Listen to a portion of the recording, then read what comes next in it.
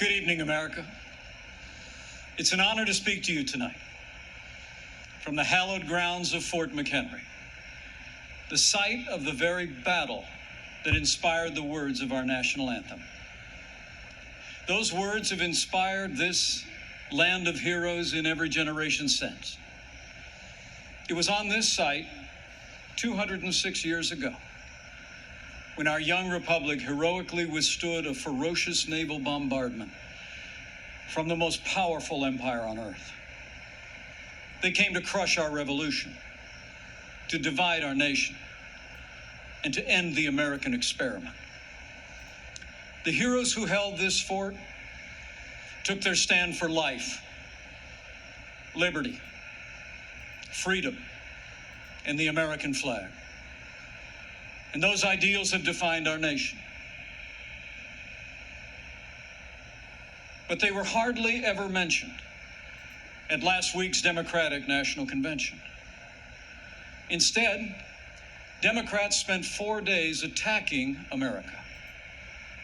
Joe Biden said that we were living through a season of darkness. But as President Trump said, where Joe Biden sees American darkness, we see American greatness.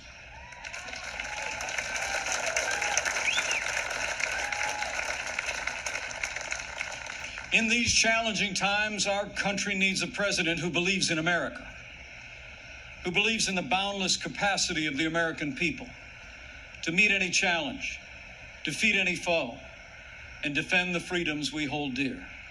America needs 4 more years of President Donald Trump in the White House.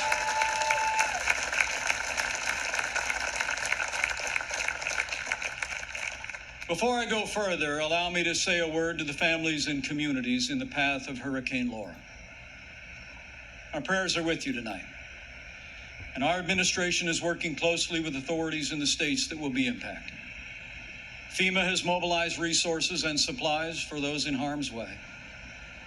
This is a serious storm, and we urge all those in the affected areas to heed state and local authorities. Stay safe, and know that we'll be with you every step of the way to support, rescue, respond, and recover in the days and weeks ahead. That's what Americans do.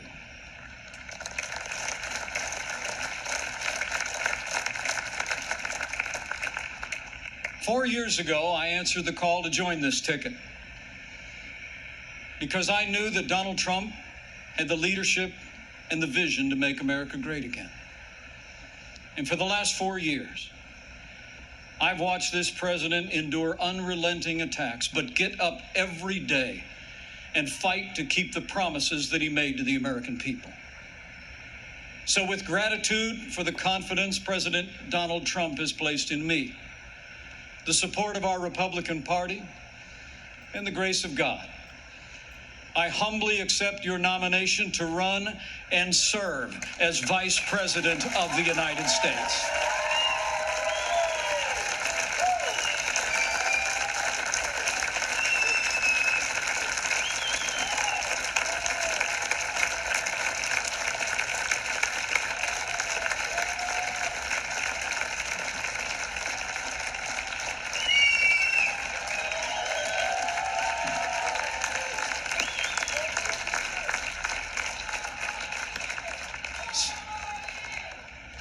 Serving the American people in this office has been a journey I never expected. It's a journey that would not have been possible without the support of my family, beginning with my wonderful wife, Karen.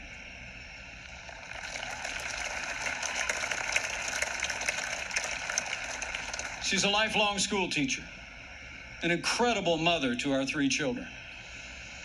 And she is one outstanding Second Lady of the United States. I'm so proud of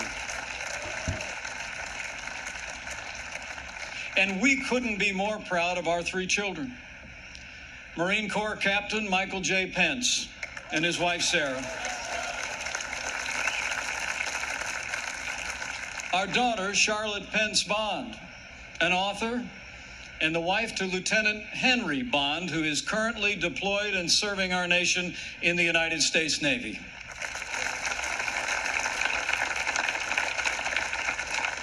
And our youngest, a recent law school grad, our daughter Audrey, and her fiancé, who, like so many other Americans, had to delay their wedding this summer. But we can't wait for Dan to be a part of our family.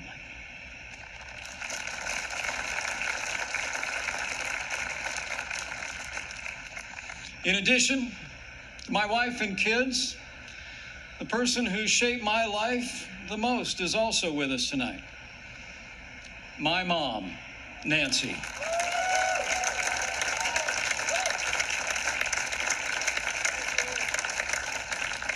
She is the daughter of an Irish immigrant, 87 years young. And Mom follows politics very closely. And the truth be told, sometimes I think I'm actually her second favorite candidate on the Trump-Pence ticket. Thank you, Mom. I love you. Over the past 4 years, I've had the privilege to work closely with our president. I've seen him when the cameras are off. Americans see President Trump in lots of different ways. But there's no doubt how President Trump sees America. He sees America for what it is.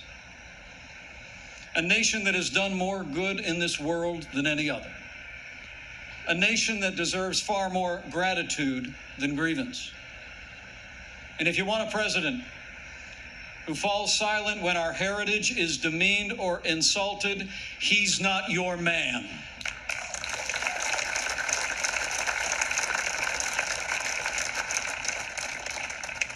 Now, we came by very different routes to this partnership. And some people think we're a little bit different. But you know, I've learned a few things watching him. Watching him deal with all that we've been through over the past 4 years. He does things in his own way, on his own terms. Not much gets past him.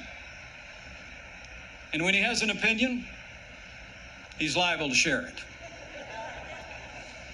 He's certainly kept things interesting. But more importantly, President Donald Trump has kept his word to the American people.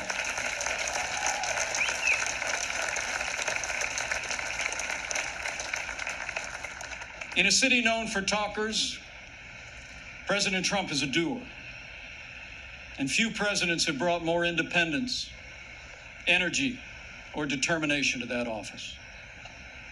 4 years ago, we inherited a military hollowed out by devastating budget cuts, an economy struggling to break out of the slowest recovery since the Great Depression. ISIS controlled a land mass twice the size of Pennsylvania, and we witnessed a steady assault on our most cherished values, freedom of religion and the right to life. That's when President Donald Trump stepped in. And from day one, he kept his word. We rebuilt our military. This president signed the largest increase in our national defense since the days of Ronald Reagan and created the first new branch of our armed forces in 70 years, the United States Space Force.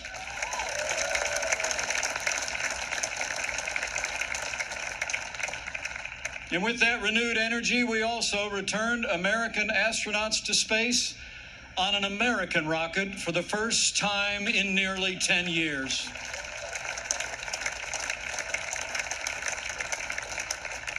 And after years of scandal that robbed our veterans of the care that you earned in the uniform of the United States, President Trump kept his word again. We reformed the VA. And Veterans Choice is now available for every veteran in America.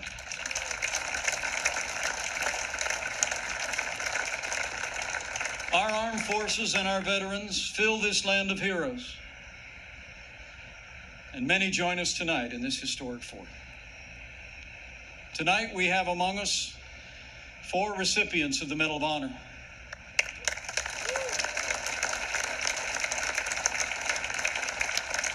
6 recipients of the Purple Heart,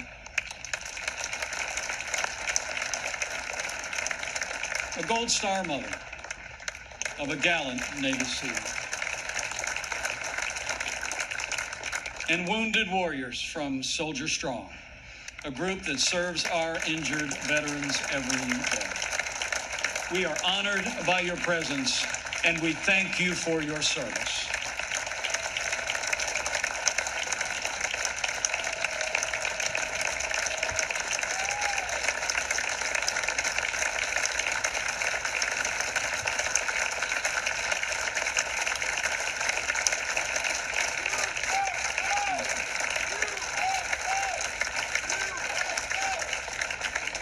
With heroes just like these, we defend this nation every day. And under this commander-in-chief, we've taken the fight to radical Islamic terrorists on our terms, on their soil. Last year, American armed forces took the last inch of ISIS territory, crushed their caliphate, and took down their leader without one American casualty.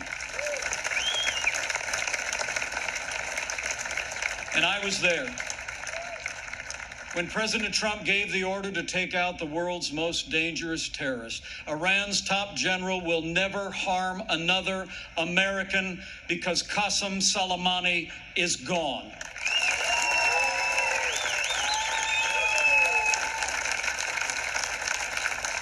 My fellow Americans, you deserve to know.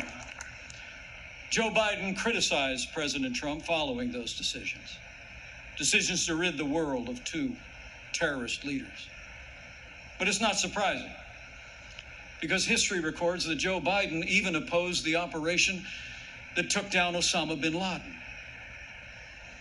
It's no wonder that the Secretary of Defense under the Obama-Biden administration once said that Joe Biden has been, and I quote, wrong on nearly every major foreign policy and national security issue over the past 4 decades. So we've stood up to our enemies, and we've stood with our allies. Like when President Trump kept his word and moved the American embassy to Jerusalem, the capital of the state of Israel, setting the stage for the first Arab country to recognize Israel in 26 years. Closer to home, we appointed more than 200 conservative judges to our federal courts. We supported the right to life and all the God-given liberties enshrined in our Constitution, including the Second Amendment right to keep and bear arms. And when it came to the economy, President Trump kept his word and then some. We passed the largest tax cut and reform in American history. We rolled back more federal red tape than any administration ever had. We unleashed American energy and fought for free and fair trade. And in our first 3 years, businesses large and small created more than 7 million good-paying jobs, including 500,000 manufacturing jobs all across America. Our country became a net exporter of energy for the first time in 70 years. Unemployment rates for African Americans and Hispanic Americans hit the lowest level ever recorded. And on this 100th anniversary of the woman's right to vote, I'm proud to report that under President Donald Trump, we achieved the lowest unemployment rate for women in 65 years. And more Americans working than ever before. In our first 3 years, we built the greatest economy in the world. We made America great again.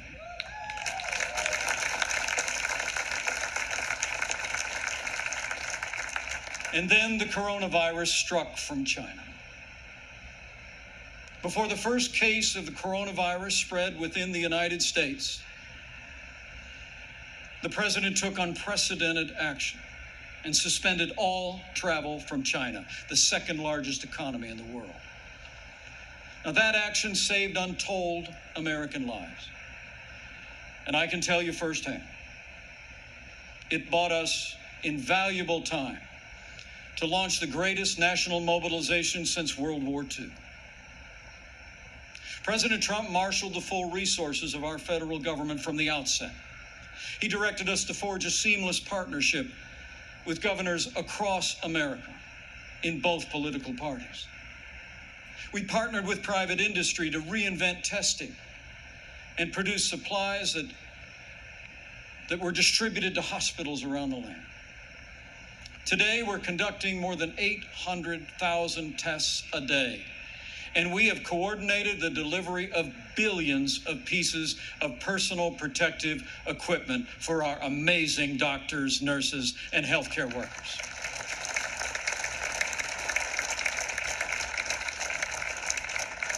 We saw to the manufacture of 100,000 ventilators in 100 days. And no one who required a ventilator was ever denied a ventilator in the United States.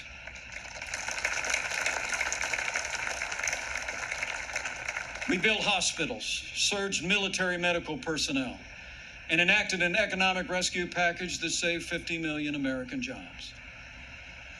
As we speak, we're developing a growing number of treatments known as therapeutics, including convalescent plasma, that are saving lives all across America. Now, last week, Joe Biden said that no miracle is coming. Well, what Joe doesn't seem to understand is that America is a nation of miracles.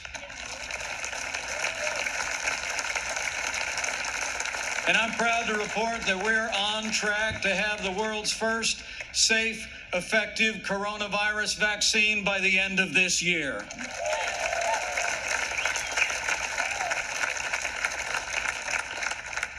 After all the sacrifice in this year like no other, all the hardship, we're finding our way forward again. But tonight, our hearts are with all the families who've lost loved ones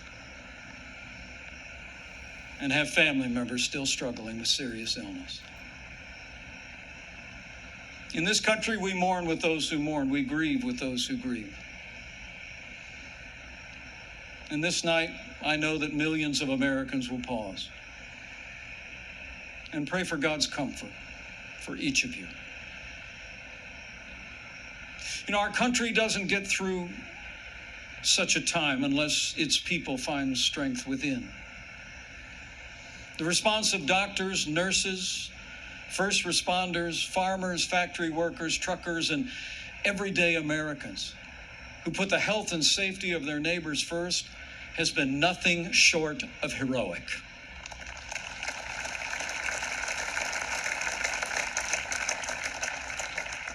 Veronica Sayez put on her scrubs every day in and day out, went to work in one of New York City's busiest hospitals.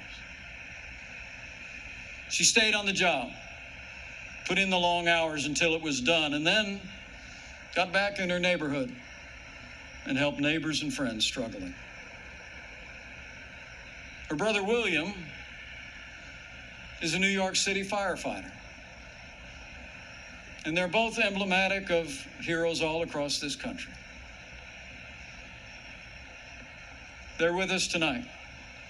And I say to them and to all of you, you have earned the admiration of the American people, and we will always be grateful for your service and care.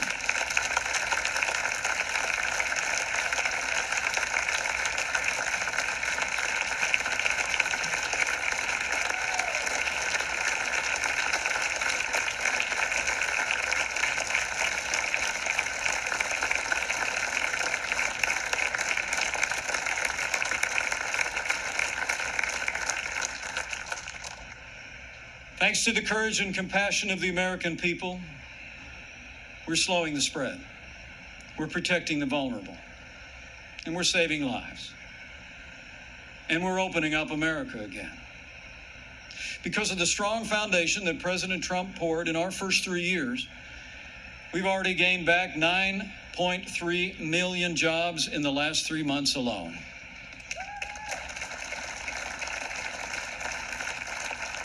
And we're not just opening up America again. We're opening up America's schools.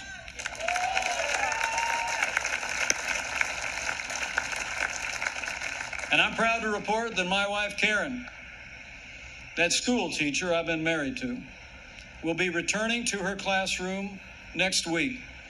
And so to all of our heroic teachers and faculty and staff, thank you for being there for our kids. We're going to stay with you every step of the way.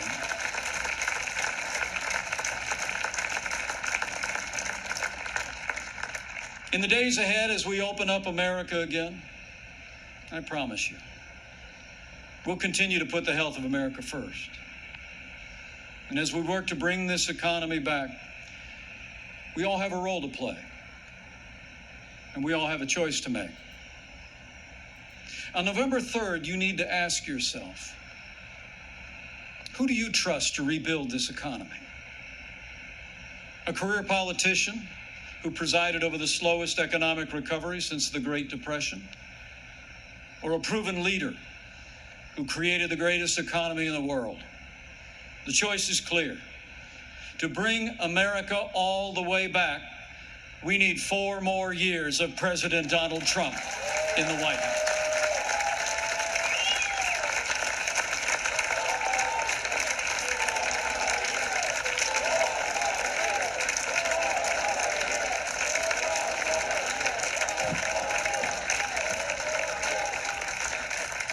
My fellow Americans, we're passing through a time of testing. But in the midst of this global pandemic, just as our nation had begun to recover, we've seen violence and chaos in the streets of our major cities. President Trump and I will always support the right of Americans to peaceful protest.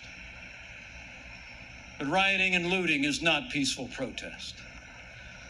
Tearing down statues is not free speech. And those who do so will be prosecuted to the fullest extent of the law.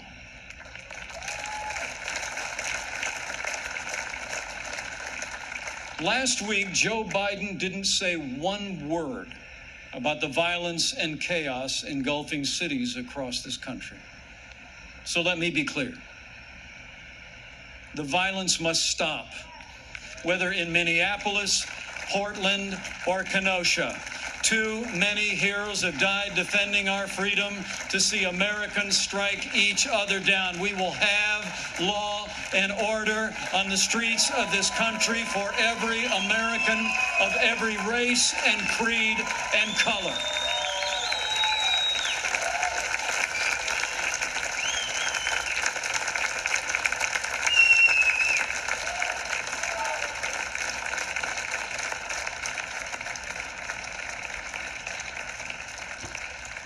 President Trump and I know that the men and women that put on the uniform of law enforcement are the best of us.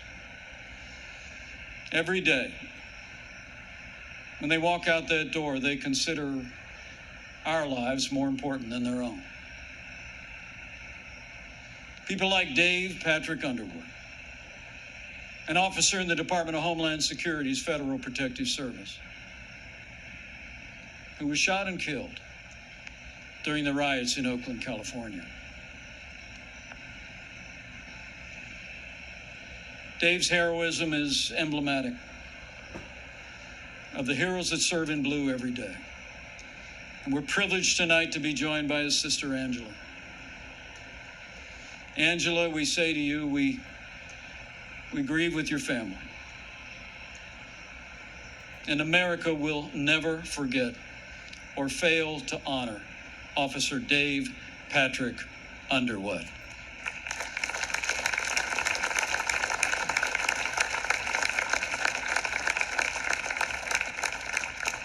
The American people know we don't have to choose between supporting law enforcement and standing with our African American neighbors to improve the quality of their lives, education, jobs, and safety. And from the first days of this administration, we've done both. And we will keep supporting law enforcement and keep supporting our African American and minority communities across this land for 4 more years.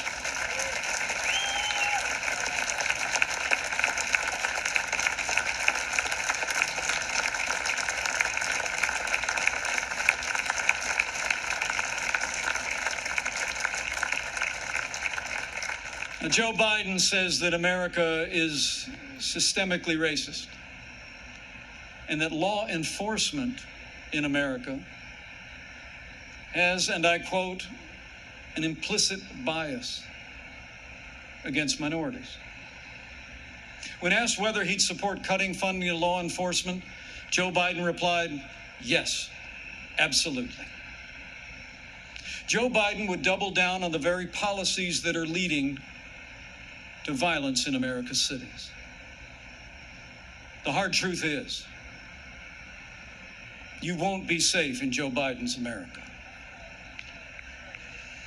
And under President Trump, we will always stand with those who stand on the thin blue line, and we're not going to defund the police, not now, not ever.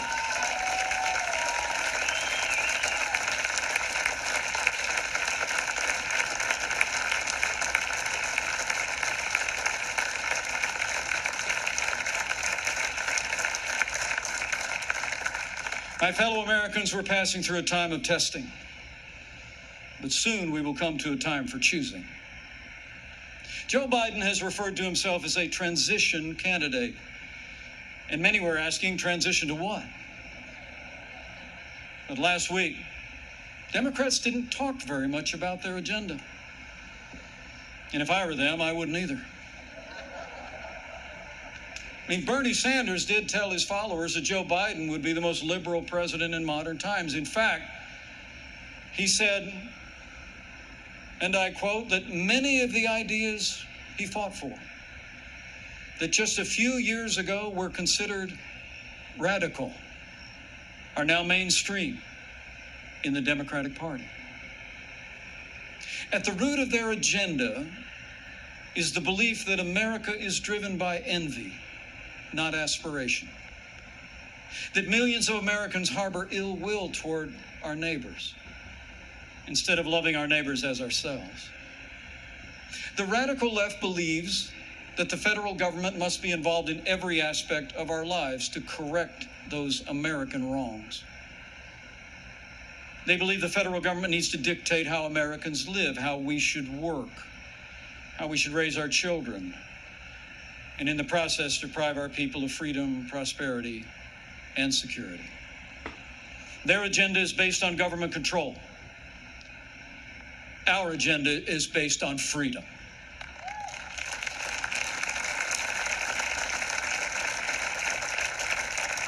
Where President Trump cut taxes, Joe Biden wants to raise taxes by nearly $4 trillion. Where this president achieved energy independence for the United States, Joe Biden would abolish fossil fuels, end fracking, and impose a regime of climate change regulations that would drastically increase the cost of living for working families. Where we fought for free and fair trade, and this president stood up to China and ended the era of economic surrender, Joe Biden has been a cheerleader for communist China. He wants to repeal all the tariffs that are leveling the playing field for American workers. And he actually criticized President Trump for suspending all travel to China at the outset of this pandemic. Joe Biden is for open borders, sanctuary cities, free lawyers and health care for illegal immigrants. And President Trump, he secured our border and built nearly 300 miles of that border wall. Joe Biden wants to end school choice. And President Trump believes that every parent should have the right to choose where their children go to school, regardless of their income or area code. President Trump has stood without apology for the sanctity of human life every day of this administration. Joe Biden, he supports taxpayer funding of abortion right up to the moment of birth. When you consider their agenda, it's clear. Joe Biden would be nothing more than a Trojan horse for the radical left. The choice in this election has never been clearer, and the stakes have never been higher. Last week, Joe Biden said democracy's on the ballot. And the truth is, our economic recovery is on the ballot. Law and order are on the ballot. But so are things far more fundamental and foundational to our country. In this election, it's not so much whether America will be more conservative or more liberal, more Republican or more Democrat. The choice in this election is whether America remains America. It's whether we will leave to our children and our grandchildren a country grounded in our highest ideals of freedom, free markets, and the unalienable right to life and liberty, or whether we will leave them a country that's fundamentally transformed into something else. We stand at a crossroads, America. President Trump has set our nation on a path of freedom and opportunity. Joe Biden would set America on a path of socialism and decline. But we're not going to let it happen.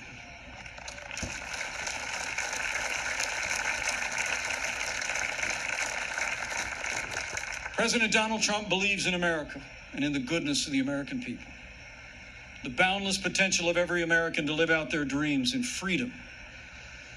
And every day, President Trump has been fighting to protect the promise of America. Every day, our president has been fighting to expand the reach of the American dream. And every day, President Donald Trump has been fighting for you. And now it's our turn to fight for him.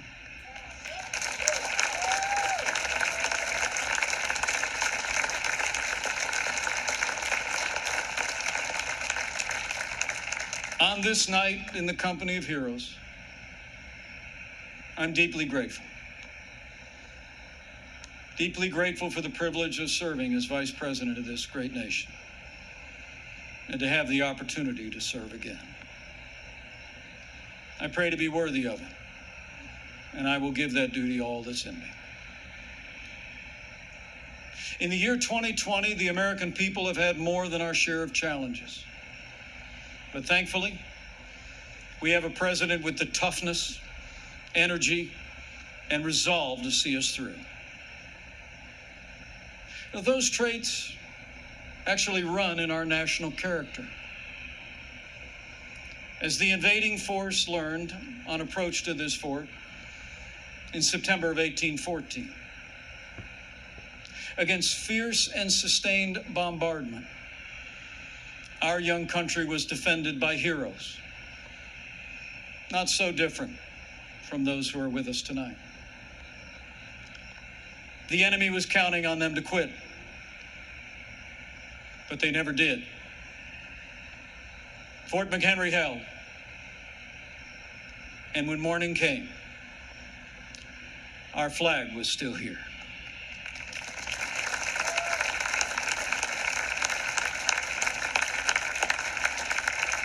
My fellow Americans, we're going through a time of testing. But if you look through the fog of these challenging times,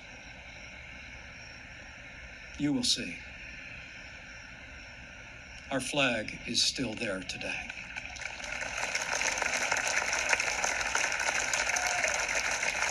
That Star-Spangled Banner still waves over the land of the free and the home of the brave.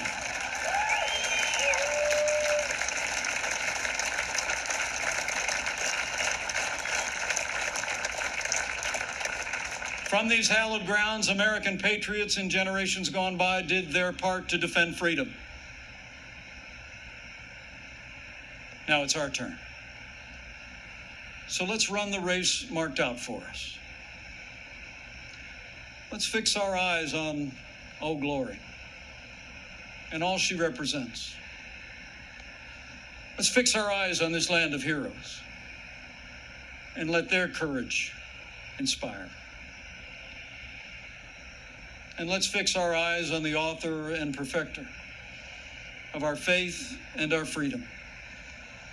And never forget that where the Spirit of the Lord is, there is freedom. That means freedom always wins.